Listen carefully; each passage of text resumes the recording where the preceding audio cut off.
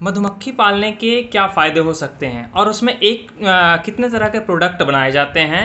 अब ऐसे में जो है उसमें एक दो जो प्रोडक्ट होता है वो काफ़ी महंगा मिलता है, जैसे रॉयल जेली की बात करें या फिर मधुमक्खी के डंक से जो चीज़ें निकलती हैं उसको लेकर के है। तो आखिर किसान किस तरह से जो है अपने आप को मधुमक्खी पालन यदि कर रहा है तो वो फ़ायदेमंद साबित कर सकता है। देखिए, किसान भाइयों, मधुमक्खी पालन एक ऐसा मतलब जो है पैसा कमाने का, आमदनी बढ़ाने का ऐसा एक धंधा है जिसमें लागत ना के बराबर है।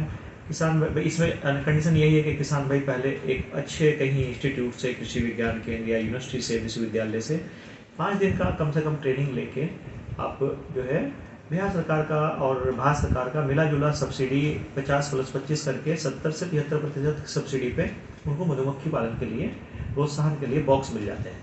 तो किसान भाई मधुमक्खी पालन शुरू कर सकते हैं। मधुमक्खी पालन शुरू करने के लिए ना तो उनको ज़्यादा ज़मीन की ज़रूरत है, कहीं छोटी सी जगह हो, कोई पेड़ के नीचे अपने बक्से रखे वो शुरू कर सकते हैं, और ज़्यादा पूंजी की ज़रूरत नहीं है।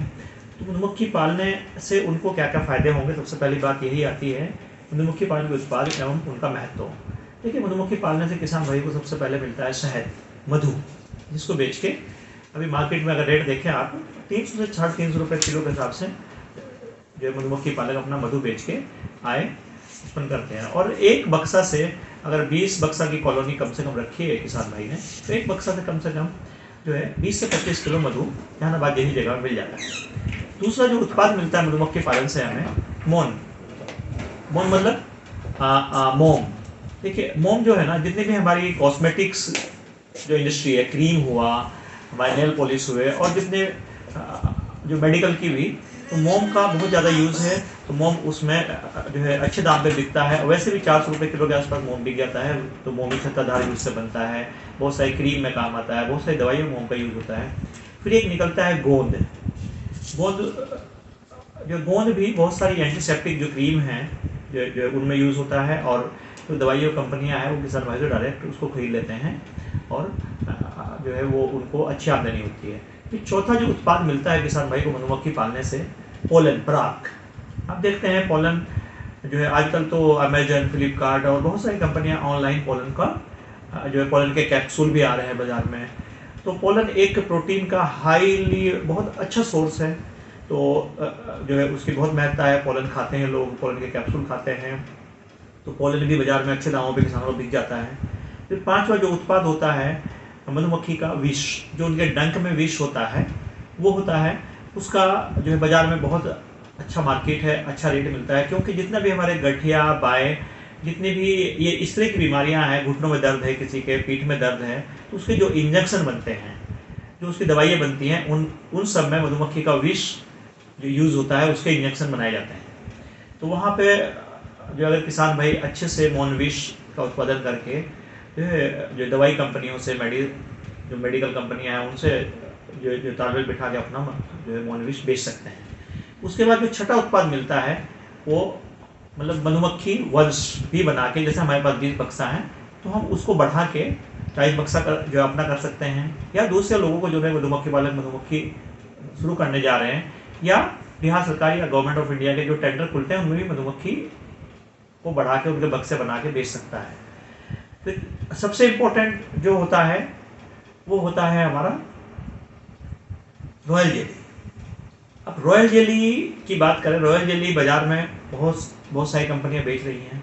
रॉयल जेली का अभी इंटरनेशनल मार्केट में जो अच्छी रॉयल जेली है 5 से 6 लाख रुपए किलो के दाम मिल जाता है। रॉयल जेली को अगर कहा जाए कि कंप्लीट फूड है, अगर हम लोग डेली 1 ग्राम रॉयल जेली खाते हैं तो 70-80 साल की उम्र तक कभी बूढ़े नहीं होंगे, चेहरे पे झुर्रियाँ नहीं आएंगी, बूढ़ापन दिखाई नहीं देगा, जवानी बनी रहेगी। अब रॉयल जेली उत्पादन के लिए किसान भाई थोड़ा सा एक स्पेशल रॉयल जेली बनाने की किट आती है, कुछ किसान भाई अपना लोकल भी बनाए हुए हैं। तो उससे करके एक बक्सा से अगर हम चाहें कि रॉयल जेली उत्पादन करें अलग से उसमें किट लगा के, तो सीजन में रॉयल जेली उत्पादन किसान भाई कर सकते हैं और उसको इंटरनेशनल मार्केट में अच्छे दाम पे बेच सकते हैं।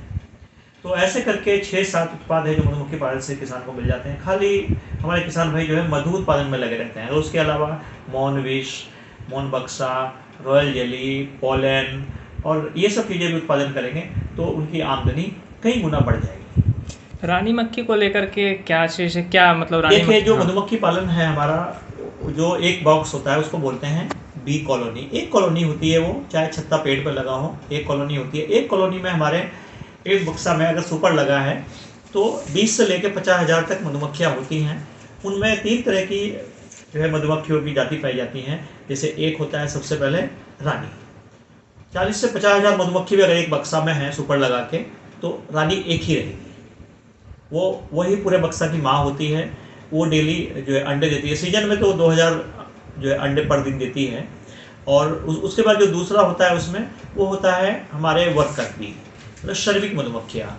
श्रमिक मधुमक्खियाँ अगर 40,000 मधुमक्खियाँ हैं बक्सा में, तो ये समझ के चलिए कि 39,500-600 श्रमिक मधुमक्खियाँ ही होती हैं। सारा काम वही करती हैं।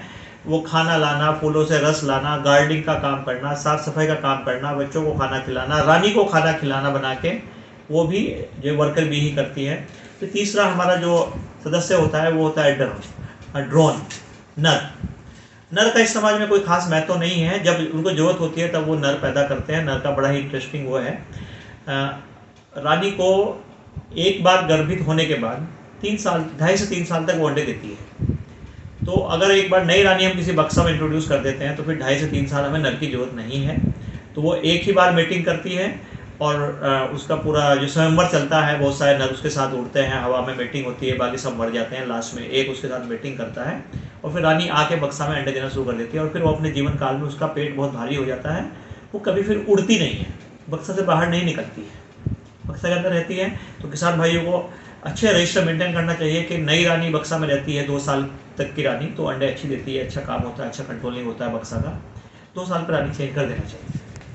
हमारे साथ बातचीत करने के लिए वाजिद हसन जी को बहुत बहुत धन्यवाद।